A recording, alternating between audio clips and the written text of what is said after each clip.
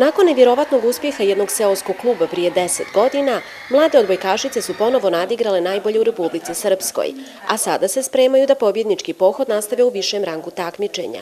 Osvajačice šampionske titule i pehara u ekipi imaju i dvije najbolje odbojkašice finalnog turnira prvenstva Republike Srpske.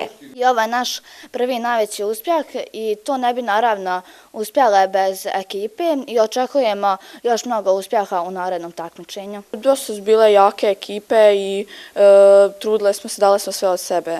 Konkurencija u kojoj se oni takmiče je velika, 46 klubova u Republici Srpskoj se takmiči. Možemo istaći samo da od tih 46 klubova svi su gradovi osim Obudovca. Obudovac je selo koje ima najmanji fond igrača, a uspijevamo postići ovakve rezultate. Na rezultate mladih odbojkašica ponosni su i u opštini Šamac, budući da je ženski odbojkaški klub Crvena zvijezda iz Obudovca i jedini prvoligaš. Ja sam ih ovdje danas pitao šta je to pored ovih 15.000 maraka koje godišnje dajemo ovom klubu, šta je to što možemo još pomoći, ali oni su skromni, samo u rezultatima nisu skromni. Evo, malo prije kažu, hajte sješćemo u narednih dana pa reći šta je to. Učešće svih naših selekcija ženskog odbojkaškog kluba Crvena zvijezda završava se ovim značajnim uspjesima koje smo postigli osvajanjem prvog mjesta za prvenstvo Republike Srpske za pionirke i trećeg mjesta za kadetkinje.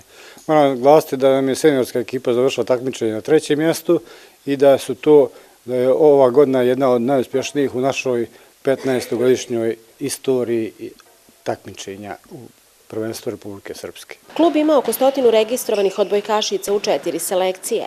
Radi afirmisanja ženskog sporta, ali i podmlađivanja kluba, Crvena zvijezda je prošle godine osnovala školu odbojke, koja uspješno radi u Šamcu, Obudovcu, Pelagićevu, Lončarima i Donjem Žabaru i okuplja blizu 200 djevojčica.